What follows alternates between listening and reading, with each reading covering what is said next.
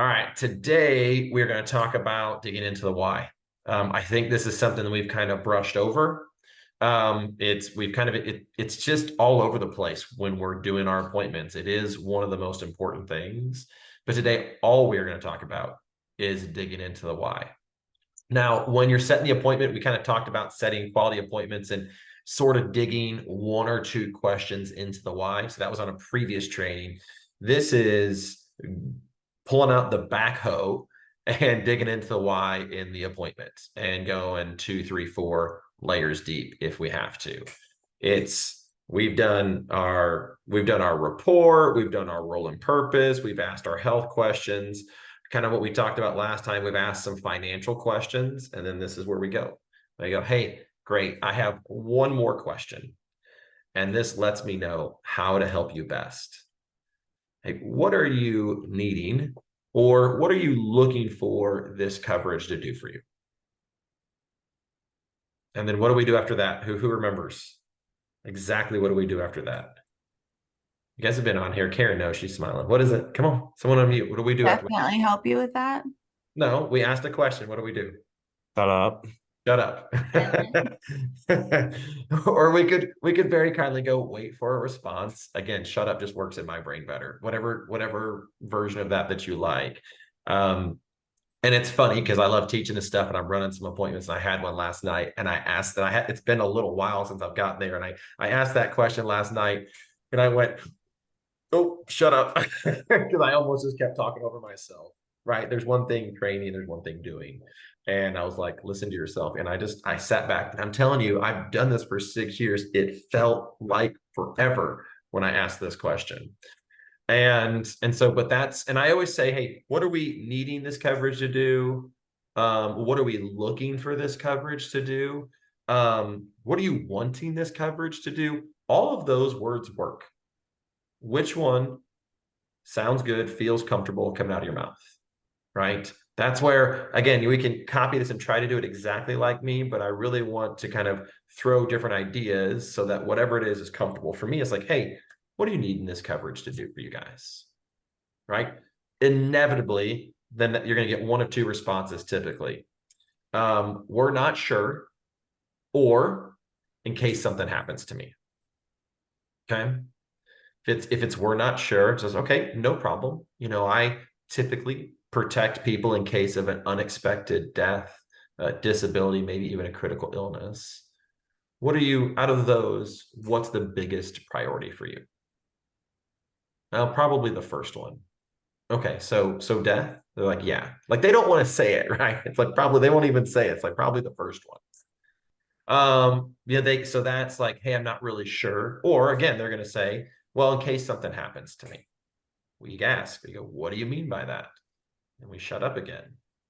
And this is the part where I really want you guys to slow down. I think this is the most important part. It is the hardest, and it is by far the most uncomfortable part for us and for them. But here's what I know about the leads. We get a 1 to 1.5% return ratio. There is a reason, consciously or subconsciously, that they asked us to help them and showed up on the appointment, and we're that far. This is the part where I really want to encourage you guys to slow down and care with these questions. Because I mean, that's the heart of this. It's what we look for in this agency is the heart. So it's what I had to do was slow down and care. And I've told a lot of you this next question, hey, what do you want this to do in case something happens to me? Or even if they say, hey, what do you want this to do? Well, in case I die. I said, okay, what does it look like for your family if they don't have this coverage and you pass away? Respect the weight of that question and give them a lot of time. That's a heavy, heavy, heavy question. And just respect the weight of how much you just laid on them and just give them space. Awkward silence, whatever it needs to be. If you're on a Zoom, they're going to be looking at each other, or they're going to be like, I don't know. And you're going to get some kind of response. That's not great. They're screwed. I don't know. Or you could even get, well, they'll be fine. I said, or they should be okay. I said, okay, they should be okay. So let me kind of go back. Are you wanting to should be okay, or is what you're wanting to do here is to make sure that they're okay? Yeah, I want to make sure they're okay. Okay. Well, how would it feel if we can make sure they're okay by the end of tonight and it fits your budget? Well, that'd feel really good. I said, okay, is that why you are here tonight? And we have dug deep. Like, yeah, that's why I'm here tonight. I said, okay. And then we go, I can definitely help you out with that. I've got some options here. I'm gonna explain these options. I've got some different levels of coverage. I'm gonna explain some of the benefits in here. I'm gonna answer any of your questions, and then we'll go over pricing. And once you find the one that fits your budget and meets your needs, I'm going to help you apply for it. And then I'm going to work with the carriers to make sure that you get approved. Okay. Now, if we can do those things right, don't you think we're probably going to get an app? I mean, a good, not all the time, but if we can do that every time, right? That's emotional. I say this all the time. Like, if you're really slowing down and taking the time there, that it takes an emotional toll on us to caringly ask those questions. But by the time we get there, and if they've been honest with us, then we can truly help them. And then it's not selling anymore. We don't sell a thing. They're like, yeah, I need to buy this. And that's the beautiful part why I love, love, love life insurance. It's just that's the part that is the most uncomfortable. And it is the part that every agent skips over or doesn't go deep enough. I cannot tell you how many times I reached out after an appointment and all I was told, and if I heard it one more time, I was going to reach through the phone. I was told you didn't get into the emotion enough. I'm like, if you tell me that again one more time, but guess what? He was right that I wasn't getting deep enough into the emotions. I didn't get deep enough into the emotion last night. I got pretty good. I was happy with it, but I got done with it. I'm self-evaluating. Go, nope, I could have done better. And so that's the part, like I think the one time I felt like I really got deep enough into the emotion is the lady was crying across from me at her table in her home. I was like, oh no, I have gone too far. um, I got a big hug from her when I left, and she said, thank you for protecting my kids. Right. Because I did dig deep with that. But that's it. It is ask the questions, listen for the response, and as you're sitting there in silence, be thinking of, hey, what's another good question I can ask? Because we want to kind of try what does it feel without it, right? What does it look like without it? And then like, hey, what would it look like or feel like if we did find something? And then, hey, I can help you out with that. That's all we're doing is uncovering what it feels like without, then kind of going, hey, what would it feel like with this? And then we go, hey, we can help you. That is the biggest, most important. This is the golden question. And I love it. Go, hey, I have one more question, right? This is how we start. I have one more question so I know how to help you best. We still don't know how to help them best yet until we really can dig in and know what are they looking for this to do and what do they really need this to do. Then we can truly help them the best. It's the golden question. All right. It was quick, but I want to kind of leave some extra time here for digging in deep. What are some scenarios that you guys have run into? Like, hey, I'm trying to dig deep into the why, and I get stonewalled somewhere. I want you guys to throw some different kind of scenarios at me, and let's see what we can uncover for some great responses. So, what do we got? Dig into the why, and you get stuck. Where are you guys getting stuck at as you're digging into it?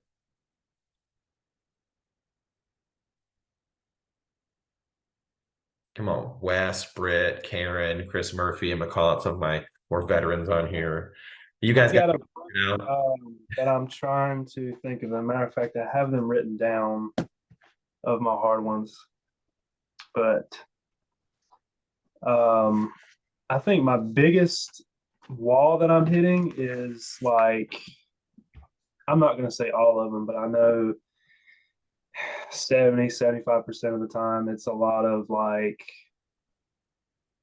I'll get to the point of why I'm calling, maybe one, 2 sentences of the script, and then it's, I'm not interested, but then it's before my next word is out, it's hung up on.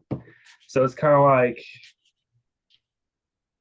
trying to figure out where my issue is in the introduction is the hardest part, I think. My tone or just how I'm wording something. I don't know exactly what it is yet, but it's kind of, I'm not going to say I haven't screwed any of them up, but there is a lot of a mixture of like, it's almost like my feet are kicked out from under me before I even have the opportunity to save it. Yep. Well, Uh, so Devin, we're gonna put a pin in that. We're gonna save that for later. Right now, we're just digging into. I know, like you're like, man, I haven't even gotten to this part yet. But work with Brittany on that. And it literally is the first, 3-5 seconds of the words that come out of your mouth. I would work with her on that. It is super, super important. So it's a good one. It's not what we have here for that right now, but we will do training on that too. But I want to work on just when you get to the why question. So that's a little bit deeper in the script for you, but definitely get with Brittany on that for sure. Tiffany, what do you got? Okay, so I had one that I really didn't know how to kind of dig into because when I got to the why, they don't have family, they don't have kids, they didn't have anything. They're like, well, who would I even worry about leaving it to? So that kind of stuck me. So I'm like, Yeah. well, I'm like, I, and then I just brought in the fact of like living benefits. So I kind of went that direction with it because I didn't really know kind of how to rebuttal that one. No, I think that's really, really good, right? They're like, well, I'm not really worried about, when I die, I worry about when I live. So if they're asking, I always, again, we go to, hey, what are you wanting? So Tiffany, respond as if you're the client. Hey, just so I know how to help you best, what are you needing this coverage to do for you? I mean, it would be nice to be able to pay off my mortgage, but who would I really be worried about at that point if I'm no longer here? Well, so who would the burden of the mortgage payment go to if you passed away? I don't know. Okay, so you're not. That was kind of the conversation. They weren't. Yeah, They, so Tiffany, it sounds like to me you're not really worried if you die, right? You're just going to let that go back to the bank. right, Well, it sounds like you're more worried about covering that mortgage payment if something happens to you, but you live. right. Okay, so you're really kind of focused more on living benefits. I can definitely help you out with that. I have a couple different options that I can go over with you. Okay, great. Yep. That's Yeah, it's a great our living benefits are so powerful. And if they're young enough and healthy enough, I will take a American amicable policy. I can't get into these details, but I will turn it into like a living benefit policy. It's all critical illness, it's all confined care, it's all that. And oh, hey, by the way, if you do die, we got to put this $50,000 somewhere, but most of it's all, I kind of flip how I explain it. I go, oh, here's all the living benefits. Here's the critical illness rider. Here's all this different stuff. You can convert it. And then, well, and the nice thing is too, I know you're paying all these premiums. If you do die, it's actually going to go somewhere too. So I just reverse how I explain things. I start with living benefits and then end with death. perfect. Makes sense. Thank you. Great. That's a great one. So, in questions you can dig into that would be, well, so who's going to help you out with the mortgage if you get hurt or sick and can't work? Right? Because he just told you he has nobody. It's like, okay, so what's your backup plan for that? Okay, is that why we're talking today? Is so that you're protecting yourself? I can definitely help you out with that.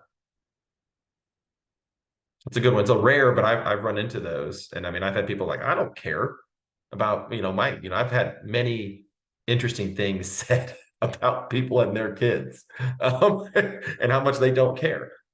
That's not my concern, right? My concern is, what do you want this to do for you? They still responded. And so, oh, you want to protect just yourself. Gotcha. I'll put myself down as the beneficiary if they die. No, I'm kidding. We can't do that. But I do say that jokingly. Um, it never lands well. I got to stop doing it. That's a good one. All right. What other, when you get into the emotion of, hey, what are you looking for this? What are you needing this coverage to do? Where are you guys running into some speed bumps?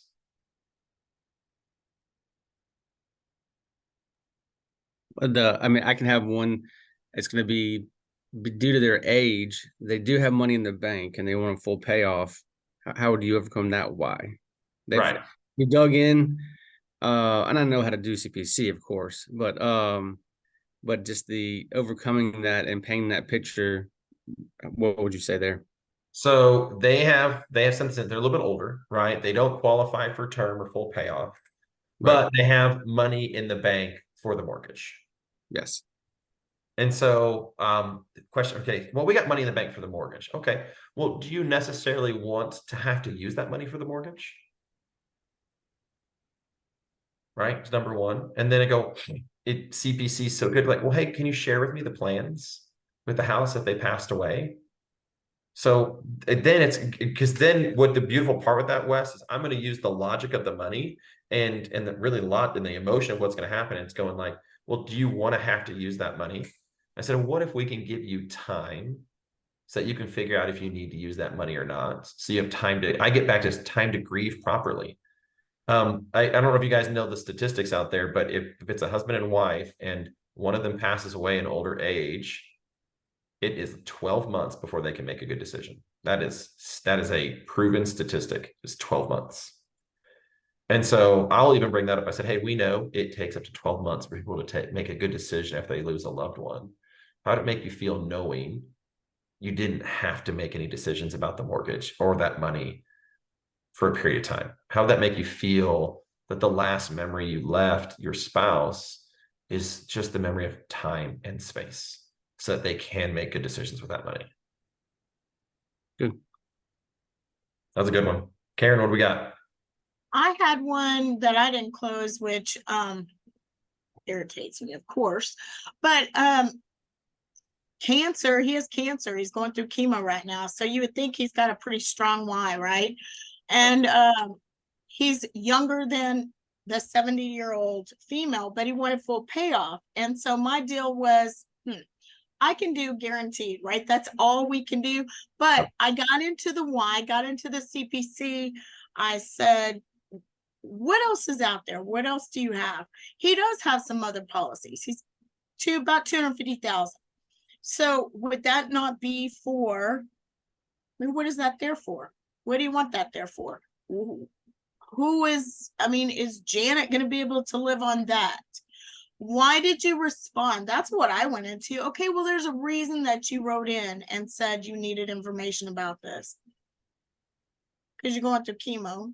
We get it. But why do you need more? What fills the gap? So I still didn't close it. I think we will tomorrow. But he's newly married to this woman. And so he wasn't sure what she even has going on. So I don't know. It was a tough one. I was like, I'm thinking there's a lot of emotion there because he's got cancer and he's trying to protect somebody, but I didn't close it. Yeah. Well, and those are tough. I think guaranteed issue is one of the hardest ones, but it is like just kind of like where Wes is going like, hey, you have this other coverage. What's that for? Name that puppy as we go. Hey, what's that coverage for? And then going, hey, going back, did you ask like, hey, what would you do with the house? I always know in that emotional question is, hey, share with me the plans. Like, God, and I did, and it was his long before it was hers. He only owes 55,000 left on the house, so that was like, obviously you've got a boatload of equity there. And but he says, well, she'll get the house, but I really wanted to have it paid off for her. Was she on the appointment? No. Oh, she was there. She would not even speak. Okay. She was like, he said she's not, she told me this is my deal. She doesn't have any interest. Right. I know, and it was really tough. That's a tough one. Listen, you don't have both people there. You can't get both people there. That's just a tough one. But she just wouldn't come on. She was like, she's fine. I don't know. It was very strange. I felt like he already has some coverage. He has some good coverage before he got cancer, so that's great. I always applaud people for that. So I said, I'm sure you probably feel pretty good that you have that coverage now. I said, hey, due to some of your medical things, I do have some limitations on what I can do, but the good news is I did find something. But I don't think you could have done anything better, Karen. I think you killed it. You uncovered it. So he said he wants accidental. He's like, I think that's a great way just to pad. I mean, you never can tell because he's only 63. But at any rate, we reconvene tomorrow, and he actually did pick an option, because I did 12 months, 18 months, 24 months of the mortgage payment, using that guaranteed policy. Yeah. But and he picked an option. He did, but anyway, we had to I was like, You're okay. right there, right at the finish line. So no, I think you did a great job. I think you worked in accidental. You kind of got to the emotion. You asked what other coverage they had. Hey, they want full payoff.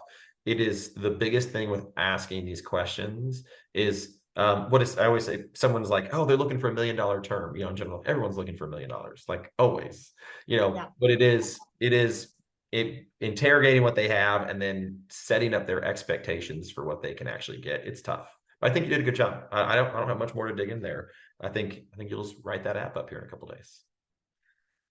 All right, we got a few more minutes. What do we got for digging into the emotional questions? Surely somebody's got some things we can pivot on. Everyone does a great job on this. Doesn't run into any roadblocks. Who here feels like they consistently dig deep enough into the emotions in those questions? Chris Murphy. Hey, Marty. Yeah, Sorry, I got here late. Could you tell me like what the specific thing we were trying to solve about emotional questions was? It was the emotional part of showing up on time. No, that's totally me. I'm totally messing with you. I had a shots fired. No, I'm just totally messing with you. No, it's in the appointment itself, digging into the why and why it's so important to dig in a little bit deeper and deeper and deeper. But what roadblocks do you find as you're asking, hey, why did you send this in? What does it look like? Where do you find that you guys are hitting that roadblock where you're not able to get deep enough into the emotional questions? I mean, I don't know if this is in the right context or if someone has already asked this, but I feel like I get stopped randomly depending. And I'll be told like, just send it to me in a quote, just send me a message sometimes. Like, so I don't know if anyone else asked that, but is that on the phone or is that on the appointment? It happens a lot like in initial texts, but I've had it happen actually on the phone too, where they just get to a point and then say, can you send this to me in a message, or can you send this to me in an email or a quote? And it might be because they're just getting busy and I've been talking too long or something like that. But is there a way that you would handle that objection if it was just generic like that? Can you send me a message? Can you send me an email? Yeah, unfortunately, I don't fit in an email. That's what that's just a fun one to send back. I said, but I have too many things to explain and too many details, and I'm actually here to help find the right coverage for you. I don't just send out generic quotes. I'm here to find exactly what you're looking for. And then stand on that. And if they don't answer, Not an appointment you want. text, or they don't like where you're going with it, it's a waste of your time, kind of. Yeah, absolutely. I just go, hey, I'm here to find what you need. I don't just give people quotes. And if you want a quote, it's $10.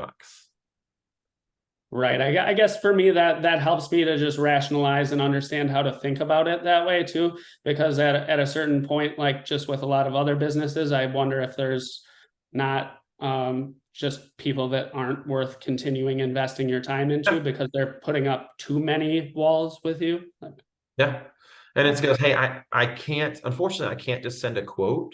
My job is to figure out exactly what you need that fits, your particular needs. And so that's getting into the why, right? And so go, hey, if you don't mind me asking, what do you need this coverage to do for you guys? Right. And then go, hey, I have about 6 or 7 other questions and a bunch of details I need to explain to you. Hey, is it important enough to you to get your family protected that you have 10 minutes that we can jump on a call? I mean, that's a great question, right? Is it important enough to you? No, I just wanted some quotes. Have a great day. The internet is for that. Right. Like that's the beautiful part. We want to set good quality appointments. So getting into that why is important.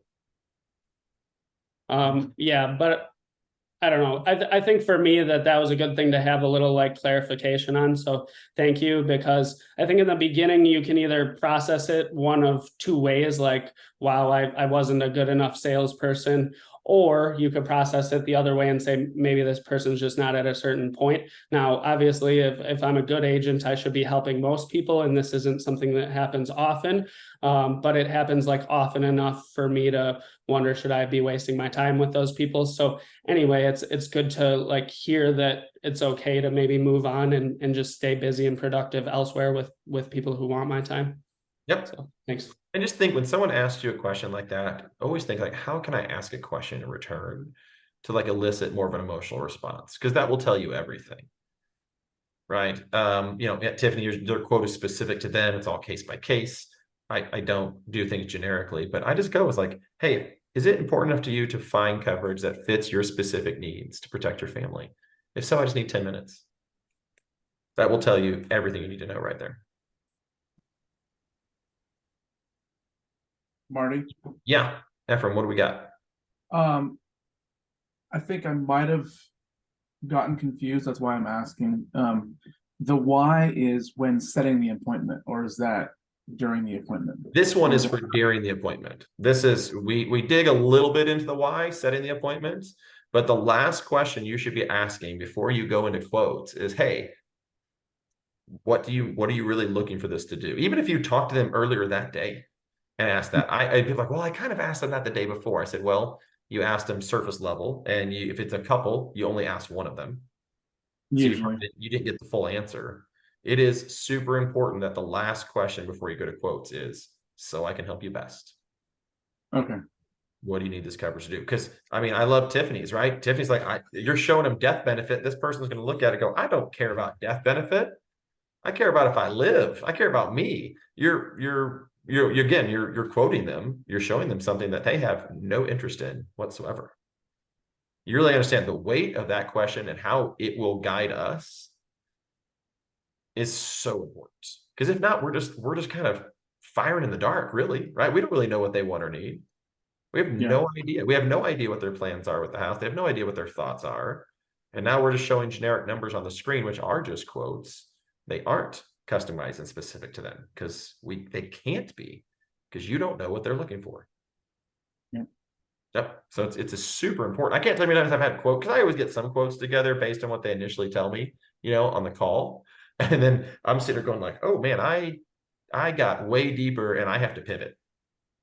I've got to change these quotes up. I've got to add disability on there. I got to add critical illness because they didn't really mention that, but that's like hugely important to them. I'm like, oh, AMM quoter, blah, blah, blah, blah, blah, changing things up. But now I know that I've got a quote and I've got a plan for them.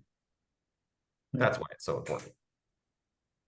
I think it also helps when you start asking the why. I mean, I'm asking, but I'm also when you're asking the why, because then they start also opening up about health things that they weren't fully honest about when you were trying to set the appointment.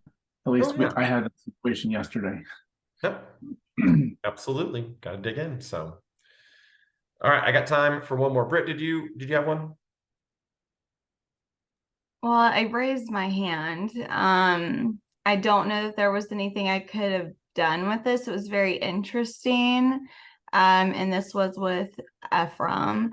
Met with a couple. Of course, all this health stuff starts coming out. So I'm over here like thinking, okay, I gotta pivot.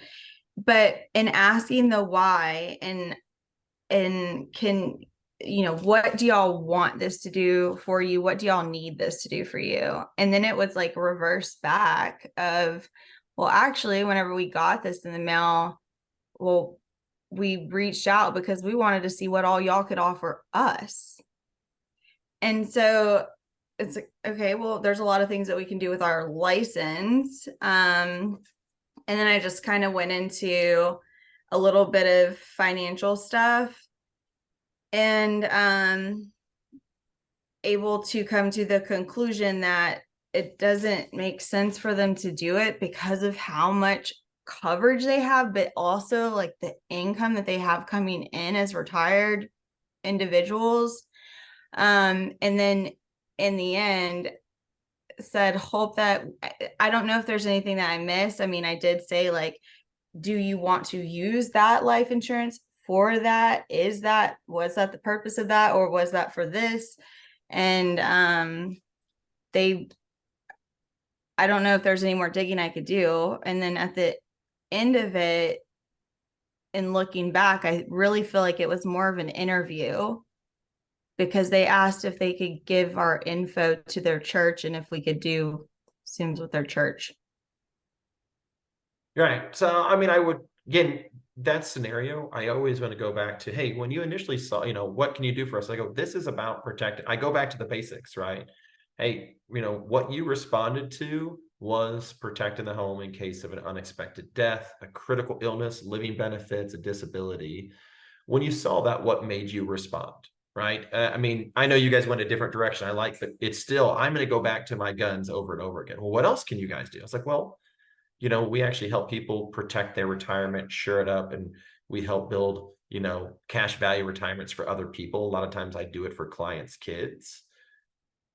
But I want to go back to, our leads don't say that, at least for mortgage protection. Some ransom markets do. But I'm just going to go back to what I know they either heard on the call and lead or what they saw on the letter is about death, disability, and critical illness. And I'm going to stay in that lane because that is originally why they responded.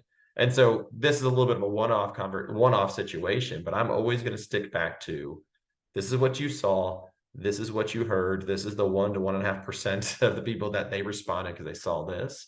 And I want to stay there in that emotion because I'm trying to protect them where it's at. Now, you guys uncovered, you ask enough questions like, well, we don't really need this. And then you were able to pivot from there, which is great.